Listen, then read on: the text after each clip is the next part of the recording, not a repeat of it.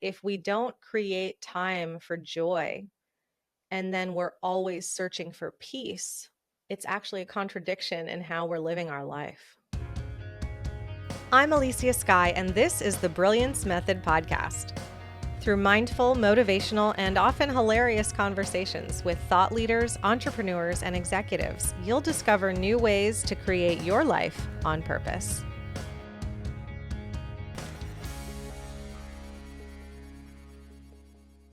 Wow, here we are. We have done it. Hello, my beautiful, wonderful friend. I'm Elysia Skye, and this is the Brilliance Method podcast. I'm so happy you decided to join me for this incredible journey. This journey has been a year in the making to the date. So, what is so incredible is I sat down tonight and said, okay, tonight's the night. I'm ready. We're doing this. I just had my birthday this week. I went to Montana to see Pearl Jam. Today, I led an energy healing. I am just in this beautiful flow of abundance and generosity and connection. And I was like, it's time. It is just freaking time. So I found this note after I hit record, and I was like, I'm going to look for some of my notes that I prepared for this show because I've been working on creating this for about a year, like I've said. So I found this note that I wrote to myself on August 24th, 2023. And the day that I am recording this episode is August 24th, 2024. I did not plan this. Okay. I said I was going to launch for my birthday, which was August 21st, and totally blew that deadline. So just a reminder to myself and to you that we are our own worst critic. We are the ones who put the deadlines in front of us as entrepreneurs almost always.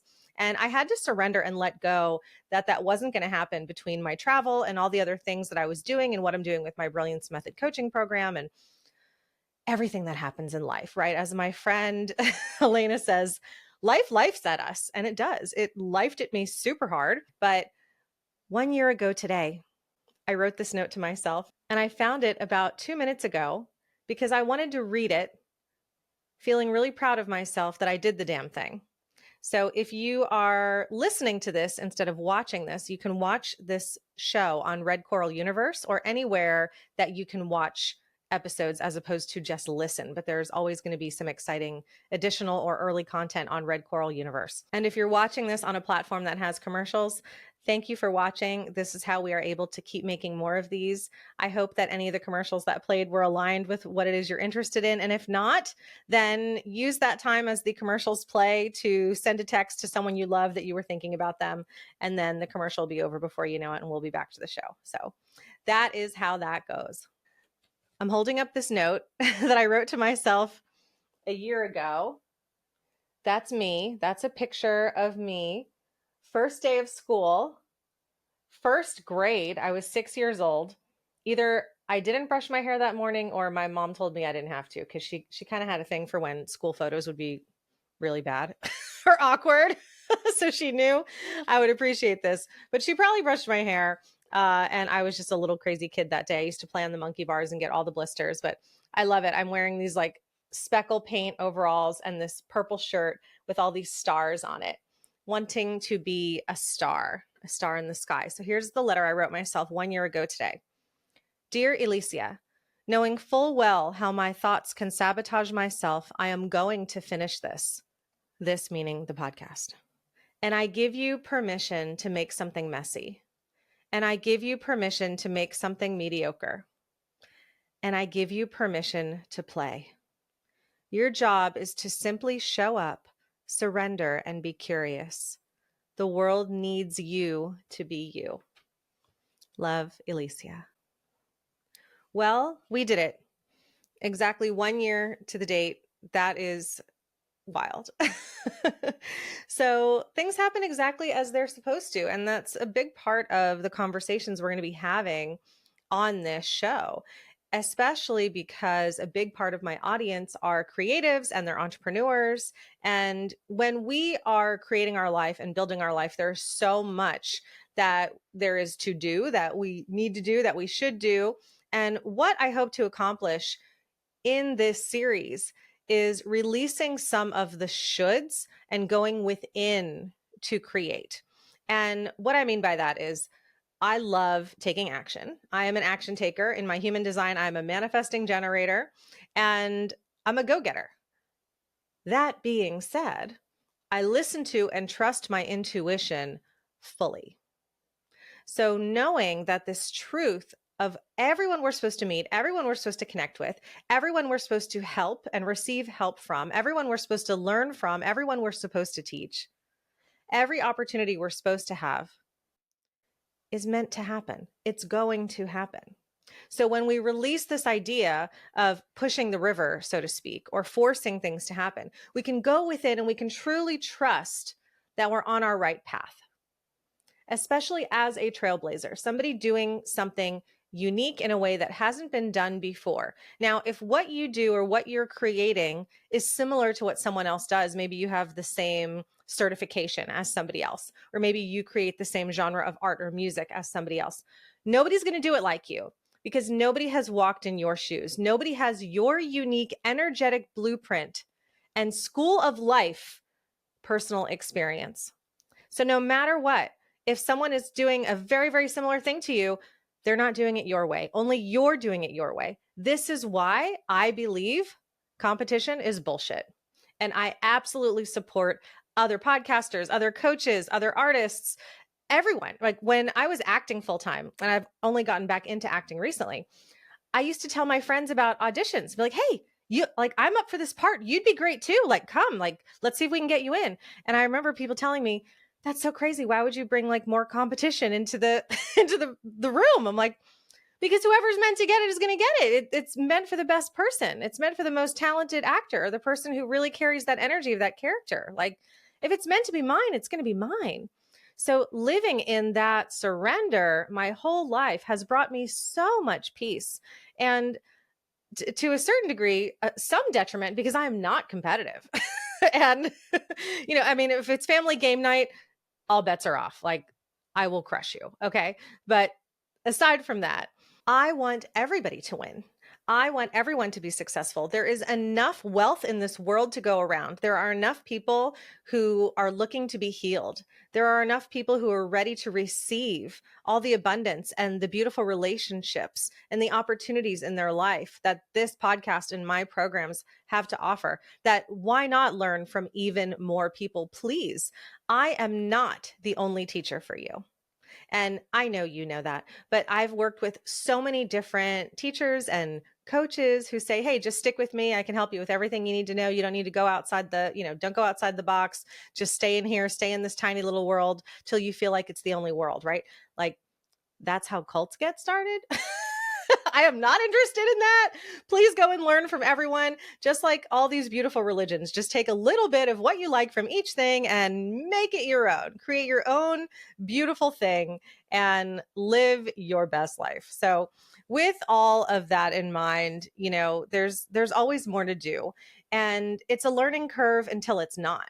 Right? When we think, okay, there's so much expertise to be had, or should I get another certification, or what makes me unique? Why would anybody pick me? Elysia said that, I'm going to do it my way. So there's going to be people who want my flavor of my thing, but what is my thing? The best way to listen to and know what that thing is to practice mindfulness. When we are mindful, and you've probably heard this word a million times by now, but it didn't used to be such a buzzword. Okay. But when we are mindful, we are actually in the present moment enough to listen to our intuition so that we know what to do next. So I have so many things in front of my desk. If I turn my camera the other way around, it would look like a circus in here. I love my Post-its. I love my notes. I love my little things. I'm married to a dragon, and he says dragons collect treasures. So that's that. She's like, what do you mean you're married to a dragon? Go follow Kaylin Chase on Instagram. He is a dragon. All right. So what is mindfulness? There's a beautiful quote by Sharon Salzberg that I'm going to read, and it's one of the many stickies that I have on my wall in front of me. She wrote, mindfulness helps us get better at seeing the difference between what's happening and the stories we tell ourselves about what's happening. Stories that get in the way of direct experience. Often such stories treat a fleeting state of mind as if it were our entire and permanent self. Wow. Ain't that the case? How many times have we made up a story or made assumptions about what someone else thinks or what's happening or what we're worried about or what we're stressed about? And it keeps us from doing anything. We freeze or we go into a micro depression about a teeny tiny thing. And then we stop taking action on the things that we want to create in our life. We get so laser focused and stuck on the drama, we forget that we matter, that we are brilliant, and that our dreams are important too. You know, I realized in my 20s, during my journey of trying to figure out why I got cancer, that I truly was a people pleaser. And that was a big part, I believe, in why I got cancer. And one of the most brilliant definitions I've seen of this behavior of being a people pleaser is called fawning. It is a trauma response where a person behaves in a people pleasing way to avoid conflict and establish a sense of safety. So it's actually a trauma response. It's pretty fascinating. So if you are a people pleaser or a recovering people pleaser like I am, look that up, do a little studying into it, and it will most likely give you some clarity on where you have sacrificed yourself and your self-worth and self-compassion to preserve relationships that might not have really deserved your energy in the first place. So, why are we talking about this? We're talking about this because when you fully understand that you have a purpose here on this planet, even if you don't know yet what that purpose is, you feel more energized and motivated to create, to take action, to be helpful. And look, in a very saturated world of social media and podcasts and magazines of all kinds and all the shit, many of us will think, well, why me? Why my story? Right? There's so many other people doing many more things that are more successful than I am. Like, I'm just a fill in the blank, right? And that's not fair. You know, it's not fair to hide your story or to hide your brilliance or to shy away from what it is you're truly excited and passionate about, because when you do, you are depriving other people of receiving and benefiting from your light. Now, if you think you don't have any light to give, my darling, I get it. It's been a hard life, but sorry, not sorry, you're wrong. Okay? You do have light. We all have light. We all have purpose. And if you've done any studying into the blue zones where people live to be over 100, which I love talking about, one of the things that everybody who lives to be 100 or about 100 have in common is that they have a sense of purpose. It is only when we feel purposeless that we get further into depression. It just feeds on itself. So what I love about mindfulness is it brings us back to the present moment to remember that in this moment, we are safe. We actually are. And no matter what is going on with you right now, my love, you have either a phone or a computer, maybe even a television that you are watching this on or listening to this on. And that is privilege to be grateful for. And look, a lot of people, mention the word gratitude. And I don't think gratitude is a buzzword. I actually believe that gratitude is how we heal our anxiety. What we focus on is what we bring more of into our own life. And when we are fawning and people pleasing and trying to fix everyone and save everyone and be the hero, the only person we are abandoning is ourselves. What a shame. What a shame that would be to completely abandon ourselves. And if you found yourself here participating in this show going, I had a dream. I remember who I was. I have glimpses of who I was, or I know who I want to be more of. I am magnificent and wonderful and amazing, but I know there's so much more potential. Darling, I'm here to remind you that life is meant to be fun. And I have manifested pretty much everything I've ever wanted, and I continue to do so. And we always want more, right? And that why underneath why do we want more is the most important part. So, what do we want more of and why? I love the why. The why sometimes takes discovery. It takes a little bit of time and effort to unpeel the layers because we have a sub thought underneath every thought. So, what if you say, okay, I want to be a multimillionaire because I want to save all the dogs. I want to create a dog rescue and I want to save all the dogs, right? I'm preaching to the choir here.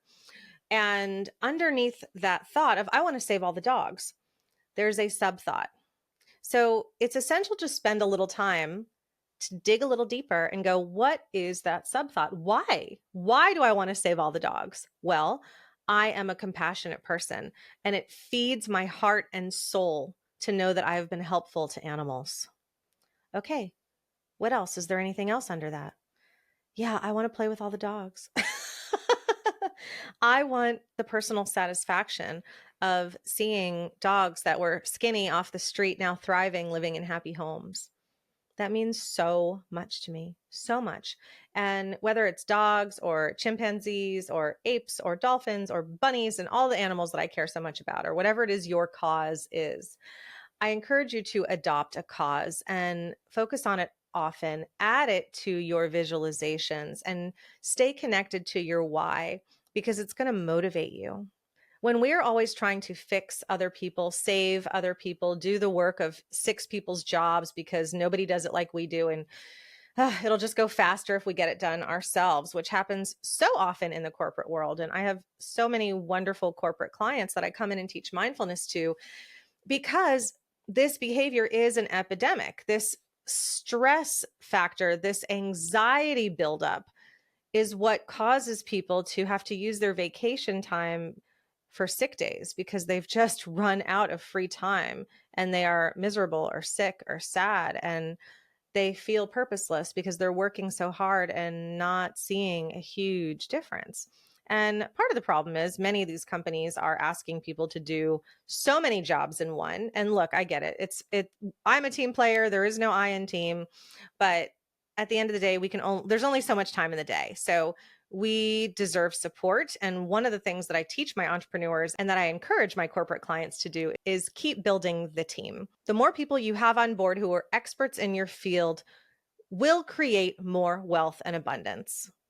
And it's scary. It's scary to hire somebody and to go, oh, wow, I'm going to have to spend 50, 100, 200,000 a year on this expert person. But look what that will bring in. And not only will that bring in more, but it will reduce the amount of leave and sick time and turnover and training that you're spending on so many other people. With all of this in mind, I have a philosophy that I live by that I hope you will too, which is be the lighthouse, not the lifesaver.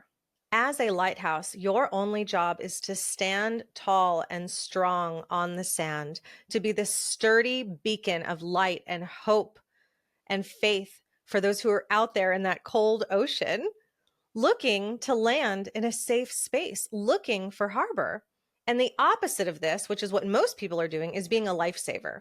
And what does a lifesaver do? It's that styrofoam circle. It literally gets tossed into the cold ocean for somebody who is scared to hold on to and pull down under the water, and they're afraid that there's sharks and they're freezing to death, and they're grabbing onto you for dear life to pull them out and to save them and to help them and to make their life better. Now, unless you are a doctor or a paramedic, this probably doesn't apply to you, and you will have much more success in whatever it is you do for a living, being a lighthouse, being that beacon of light and that symbol of strength to go, hey, I'm just leading by example. Come up to the sand where it's dry and it's safe. And I encourage you to plant your feet and shine your own light so that everyone that you are meant to help and encourage and motivate and inspire and impact will find their way to you, and they'll create their own light in their own wonderful, beautiful way. And I coined this term, be the lighthouse, not the lifesaver, because I was on a coaching call with one of my corporate clients, and she's in charge of a very big department in change management and HR. And she was talking about how she's really doing 5 people's jobs. And, she just goes in and she's the one that runs the meetings and people aren't participating, and she just has to fix things while people are gone. And I just had to remind her, sweetheart, you are not here to fix or save anyone. You might come in to make sure the project gets finished or to make it that much better. And if things are broken, sure, they need repair. But you are here to lead by example. She was the senior member of this team other than her own boss. And she had all these contractors and new hires working under her. So they weren't going to learn as best as they could and grow on the job and shine their light and be seen and appreciated if she was doing all the work, right? Now, some of this has to do with control. So if you are the type of person who has to be in control all the time, then I encourage you to breathe, let it go, and trust as best as you can. All right. Most of my friends and I are what we call in recovery when it comes to being control freaks. I'm always working on this. But part of it is faith, and part of it is being a great teacher and being a great manager, being a great leader, being a great team leader is trusting your team to get it done. And if there is more training or support needed, you come in and you do it with compassion. And there has to be time to do this. So if we're not putting out fires all the time and solving emergency crises all the time, we get to practice being the lighthouse, not the lifesaver. Even if what you're worried about is behind you or in front of you or underneath you or above you, I will remind you that you are safe and I will guide the way for you to keep going because we're in this together. I want you to be this for others, but you have to be it for yourself first. Do not be the lifesaver. Do not jump into the dark, freezing water to pull others out. Pull yourself out first. I didn't quite realize that I had been living this and I had it on lockdown until my wedding, because I had dated a lot of guys before my now husband who, for lack of a better word, needed a little help, needed fixing, needed saving. I mean, I love music. I've dated a lot of musicians. I'm married to a musician. My grandfather, who was one of my biggest heroes, was a musician. My mother loved music. Music is in my bones. And for whatever reason, high school into college dropout, into moving to Los Angeles, I dated a lot of musicians, and a lot of musicians gig here and there, just enough to pay for their gear and to pay for their touring and all that stuff. And I totally support that. But oftentimes that came with a lot of other issues or substance abuse issues. And of course, all the shitty feeling of rejection or not having enough money to do the things you want to do as an artist. So I did a lot of saving. And at my wedding, my sister said, I knew that Kaylin was the one for you because from day one, you weren't trying to fix him or save him.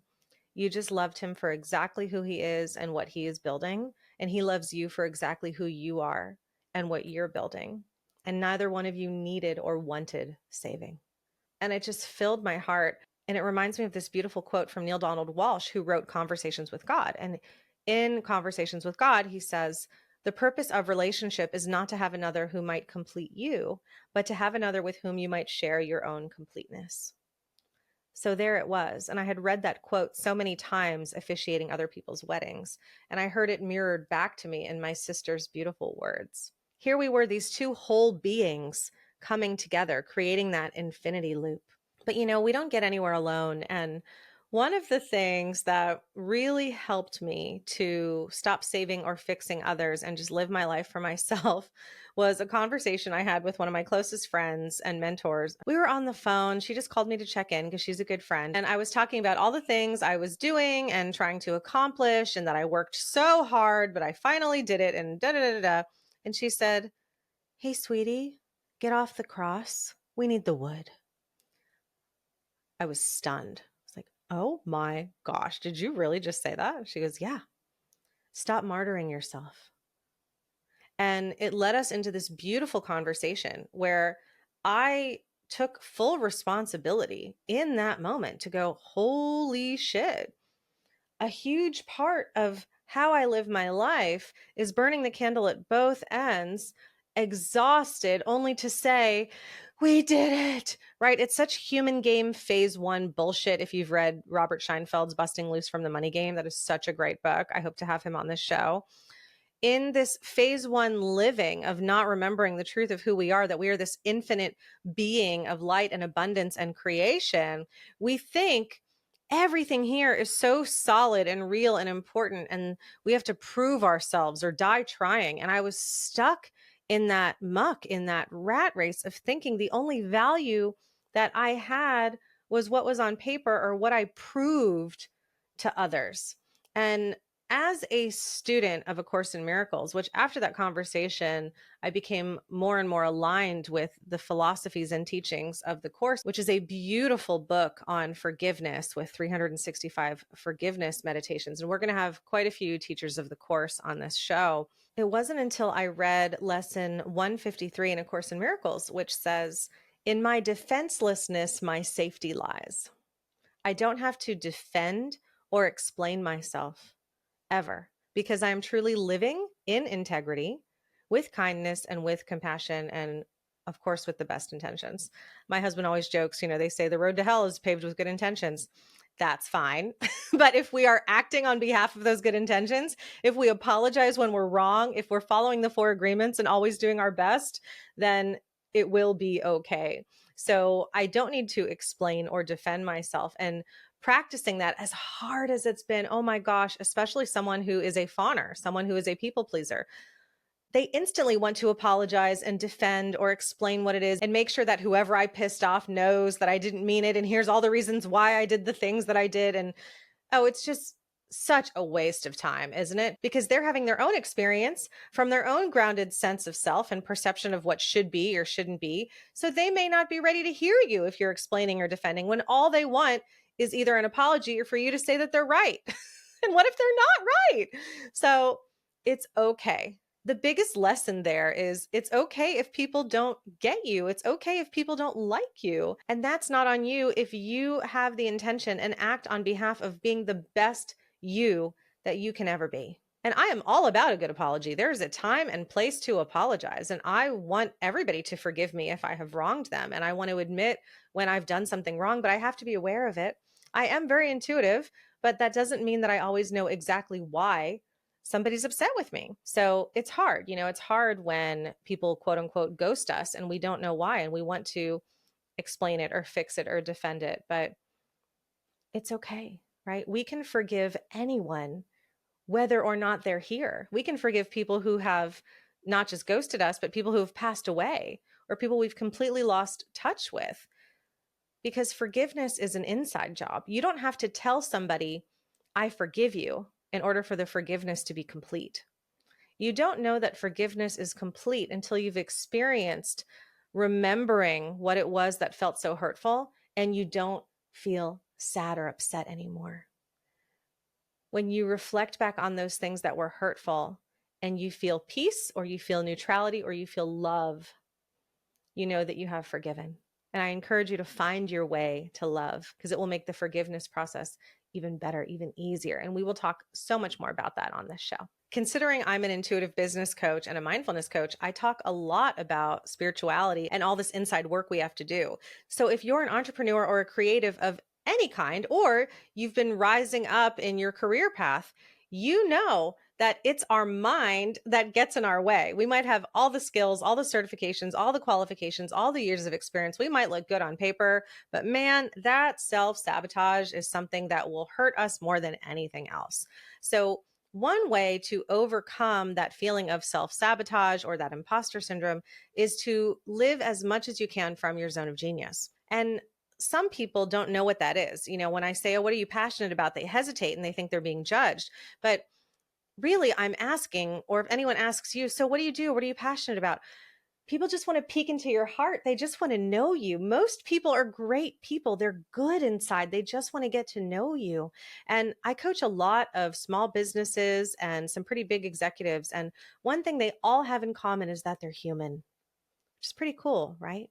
So remembering that you're human and the person you're having a conversation with is human, knowing we both have this huge thing in common, it kind of levels the playing field. And this feeling of inadequacy when we forget who we are, how magical we are, and all of this brilliance that we bring to the table, when this happens, when we forget all that we've learned in this lifetime, I encourage you to lean into, again, that why you do what you do. As an example, I am so passionate about helping people discover their true purpose in life and how to live in the present moment so that they can enjoy their lives to the fullest potential. And the way that I do this is by living every day in my zone of genius. So let's get into that for a second. The author Gay Hendricks, who I love, love, love, wrote this powerful book called The Big Leap. And he's written many books since then. He has a brand new book out right now, actually, in the summer of 2024.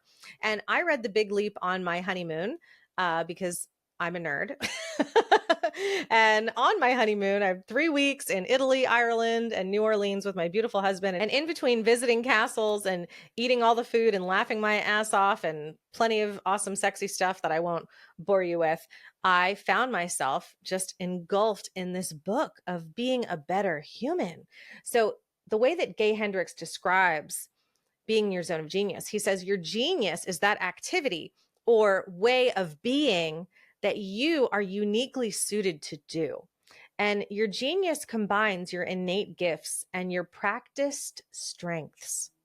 It feels effortless and creative and just plain good. I love the way he says that. Your zone of genius is so natural, chances are you don't even know when you're doing it. Here in your genius, you live in the full rainbow of your potential, and your very presence inspires others. All right, so let's break this down, okay? Your zone of genius is that sweet spot where your natural talents and your passions intersect. It's where you perform at your highest level with the least amount of effort. Okay, am I getting your wheels spinning? You're starting to think of what that could be. When you're operating in your zone of genius, everything feels easy, it feels enjoyable, and you're able to make a significant impact. Now, according to Gay Hendricks, there are 4 zones of consciousness. So I don't want you to confuse your zone of genius with your zone of excellence. Okay. Your zone of excellence is what I call the golden handcuffs, because in this zone, you're doing something that you're tremendously skilled at. And usually this zone of excellence is something that is established over time. You've cultivated, you've practiced it, you've gotten awards for it, you've rose up the ranks for it, and you enjoy receiving this praise. In fact, you might keep going in this zone of excellence career because you look forward to those bonuses or those meetings where they give you awards and you feel really special. Because when you're living in your zone of genius, usually as an entrepreneur or a CEO or an executive or an artist, there's not a lot of people praising you on the way up. It's you praising you. So a lot of people get stuck in their zone of excellence. So if you're having a hard time figuring out, am I in my zone of excellence or am I in my zone of genius? That sometimes not so subtle difference, that feeling is when you're working or doing in your zone of excellence, it feels like something is missing. There's a feeling of incompleteness in your life. There's a part of your purpose and your passion that doesn't feel fulfilled. You might have lots of money and lots of success and lots of friends and a seemingly abundant, very full life, but you just feel like something is missing. So if that is how you are feeling, I encourage you to lean into your zone of genius, truly capitalizing on your natural abilities that are gifted to you. They're innate. You might have been born with them, as opposed to them being something that you honed or learned or got really good at. Now, if it's in your zone of genius to be an amazing singer or artist or actor or coach, yes, of course, you have to continue improving and studying and whatnot. But the difference is when you're in your zone of genius, you're in a state of flow. You continually find inspiration and seem to create work for yourself that is distinguished and unique, but you also do it in a way that excels far and beyond what anyone else is doing and how other people do it. And so, as you can imagine, highly successful people function in this zone of genius. And Gay Hendricks had shared in a Forbes magazine article that most successful people are operating in their zone of excellence, in which they're doing things that they are highly skilled at. And this zone is ultimately unsatisfying because it does not engage the innate genius of the individual. It is so wild to me that most people spend their entire life and ultimately die living in this zone. But the happiest and most successful people, regardless of net worth, are living in their zone of genius. And almost always, when you are fully pursuing a career or a passion in your zone of genius, you wind up with more financial stability than any other career that you might have logically decided to go into.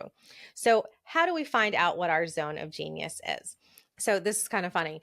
In 2020, when the world was shutting down and I was going all in as a coach, I wanted to be a zone of genius coach, a big leap coach. So I reached out to the Hendricks Institute. Now, I had already been certified as a life, business, and wellness coach, but I wanted to really focus in on this niche. As you can tell, I'm so passionate about it and I love it. And helping people find their purpose and live in their zone of genius is my purpose. So I reached out to the Hendricks Institute and I said, hey, I know that in-person training is on hold. When could I register to become a big leap coach? And is there anything I can do online? And I received a beautiful letter back saying, oh, we are not doing any certifications at the moment. We don't know how long the pandemic is going to last. Thank you for being such a fan of Gay's work. We encourage you, if you've read the book, just go out and teach it. It's like, okay, I will go out and teach it.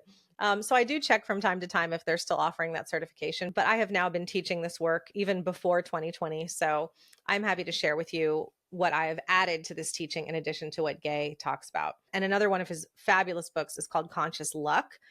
So we'll talk about that more when we get into manifestation.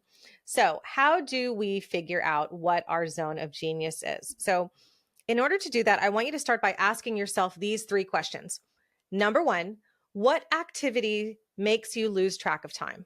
What is it that you find yourself doing where when you finally look at a clock, you're amazed at how much time has gone by? It felt like you were just in the zone and time just flew by because you loved what you were doing. Or maybe you were so engrossed in solving this problem or this puzzle, even if it felt frustrating, it was fun, right? So what activities make you lose track of time? Number 2, what do people consistently compliment you on? Sometimes it's hard for us to realize where we are truly brilliant. And if you're one of those people, I encourage you to reach out to your friends, your clients, your family, your loved ones. If you have any people in your life who are not kind or generally complimentary or seem to be competitive with you, then maybe don't ask them. You can definitely pick and choose who you want to ask. But ask the people in your life who love, respect, and appreciate you, what is it that I'm great at? But even before that, do a little journaling on what do people consistently compliment you on. Some of the things that I hear a lot and heard a lot, especially as I was officiating weddings and got into coaching and directing and producing, is people feel really peaceful around me. When I show up, I bring with me an energy and a presence of peace and safety and trust. And however it is that I show up in the world, people around me feel motivated and inspired to accomplish what it is they're here to do on this planet, or to at least put energy and effort into figuring out what that is. What a beautiful gift. And I've received these compliments hundreds of times. I had no idea what I needed to do until I worked with you, or I didn't trust myself until I worked with you, or now I finally feel peace. In addition to my work as a coach and what I've done as a producer and a director, and I even think it goes back to acting training. And in middle school, I was a peer counselor. I take a lot of pride in being a really good friend, a really good listener, and someone who enjoys giving guidance from a place of intuition, not from a place of here's what I think you should do. So that really does serve people, and it's created a lot of trust and great relationships in my life and repeat clients. So it's been so easy because this is my zone of genius. I don't have to work hard at building trust if I just show up in integrity and keep doing what it is that I do. So I hope you'll use that as an example to dive deep into where you are truly magnificent, beautiful, powerful, wonderful, and you have gifts that other people see and acknowledge consistently, because you do. You just might not have heard them. You might not have received those compliments. You might not have been open to receiving those compliments when they came in. So I hope that you will now. And number 3, and there is no room to be humble here, what do you do better than anyone else? What is it? When I was officiating weddings from 2008 to 2020, I knew that I was the absolute best wedding officiant in Southern California. Not only did I have hundreds of Yelp reviews, but every single client would come up to me and tell me how beautiful their ceremony was, and they didn't expect much from a modern day wedding ceremony, outside of a religious facility or whatnot. But the amount of praise I received, I knew there was something here that tied all my gifts together, of being a speaker and a writer and a performer and walking a path of non-denominational ministry from a place of spirituality and groundedness and mindfulness. It just brought it all together. So our life leaves clues for us. If you're looking for what it is you should do in this lifetime as a career or even as a hobby, it doesn't have to just be one thing. The sum of your zone of genius isn't necessarily just one job. I used my zone of genius as a wedding officiant, the same as I do as a director and a producer, the same as I do as a coach, as a podcast host, and as an actor. It's all there because it's all those pieces. It's all that energy. Nothing is left on the table. So what you do better than anyone else is going to serve you no matter what you choose as a career. And if you are living in your zone of excellence, if you've got those golden handcuffs on, there are ways for you to bring in your zone of genius into that career. And I bet you those are the times that you have the best days at work. Those are the reasons why you're getting so much praise, because you've extracted those golden nuggets of brilliance from your zone of genius into that zone of excellence career. And hey, there's always stuff that we don't want to do in any chosen path. Look at this podcast, for example. There's a lot I have to do with editing and then uploading it and promoting it and all that stuff. And I like doing most of that stuff, but there's certain things that I might not be so great at with scheduling and blah, blah, blah. So I encourage you, when you look at where are your strengths, where are you great, also look at where you're not so great and let it be okay that you're not great at everything. And those things that you're not great at, do your best to delegate or hire out those tasks, outsource those things as soon as possible, whenever possible, so that you can focus on what it is that you do best. That's why it goes back to in the beginning, I was talking about having a great team and bringing on team members who are experts in their field.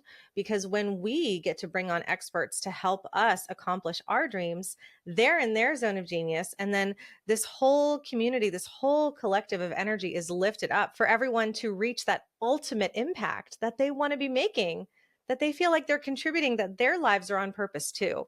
So just how when we're in a relationship that isn't serving us, when we end that relationship, it gives both people the opportunity to go and find that other person that they're supposed to be with. So the same is true for work. When we release someone from a role that's not suited for them, or we shift gears and we ask for someone to come in and help us where we've been doing something that's not best suited for us, then harmony is created and more abundance is created because everyone is doing what it is that they love doing, reaching their fullest potential. So don't be a hero. Don't be a martyr. Please be a lighthouse and allow other people to come in and help you. You have to surround yourself with people who support you and encourage you. Build a network of like-minded individuals who share your values and can offer guidance and inspiration. I've had so many coaches. I'm currently working with an amazing energy healer, and we play energy games. I call it Jedi work. She calls it energy work. Collaboration and accountability are two of the biggest keys to success. And that's why I created this podcast. That's why I have my coaching programs. That's why I created courses and my Facebook group and all the other things that I do, because we have to connect. It's what makes the world go round. And through connection, collaboration, partnerships, hiring, firing, all the different relationships that we have, it brings us even more forgiveness lessons so that our soul can reach its highest potential, so that our soul can keep remembering and experiencing who it truly is, which is love. So as we wrap up this conversation, I want to remind you to make yourself a priority. Taking care of your physical, mental, and emotional well-being is essential for manifesting your life from your zone of genius and for maintaining the energy and the focus that you need to operate from this zone. I want you to practice mindfulness. I want you to get regular exercise, go outside, breathe. If you need to walk more, adopt a dog or a second dog, and make time for activities that bring you joy. I gave you some tips by how I spent my honeymoon. All right. So what if every day was a mini honeymoon, doing whatever it is you want to do, playing, reading, going in, going out? You get to create your life. When people say, oh, I don't have time for that, that's a choice. Now, I know there's a lot of people working two jobs trying to feed their kids, so I'm not saying that you have all the choices in the world to do nothing and be irresponsible. But if we don't create time for joy, and then we're always searching for peace, it's actually a contradiction in how we're living our life.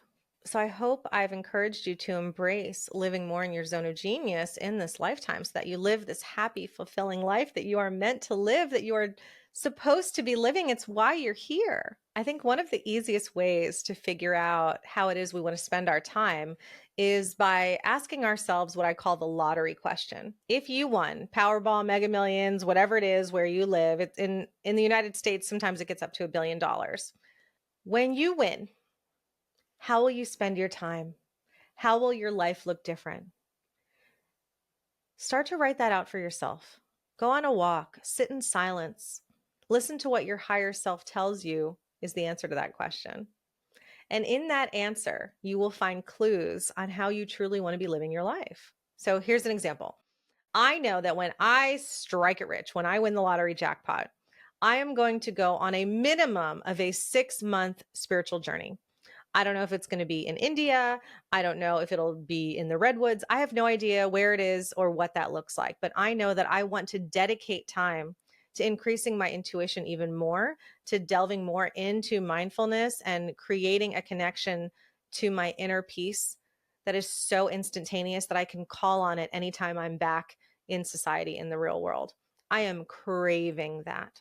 So the clue in there for me, this little treasure that I found, in order to live my lottery life now, all I have to do is spend a few minutes a day going inside, doing the inside work, sitting, meditating, journaling, channeling, writing, breathing, being, playing, doing all the things that bring me peace. Because if I don't do it and I wait for the day I win the lottery, and maybe I will win one day, but why would I wait all those years to finally take a break and get to know my true self and feel peace?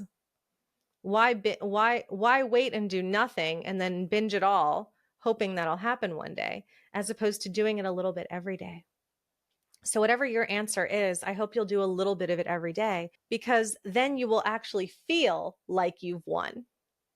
You will feel like you have won at this game of life. And my darling, that is the energy in which we manifest from and create the existence we're calling in. You want to win the lottery? Live like you've already won in any small way that you can. So I will leave you with that. Be the lighthouse, not the lifesaver. I would greatly appreciate it if you subscribe to this podcast wherever it is that you are listening or watching. If you love it, please leave it a 5-star review, as we are just getting this journey started. As we get further into the season, you are going to hear from some huge change makers on this planet who are doing incredible things. There are so many magical people coming, some dear friends and colleagues of mine that I'm so excited to introduce you to. So be well, enjoy, go do something beautiful and powerful, be kind, tell someone you love that you love them, and have a wonderful day until I see you soon. Bye for now.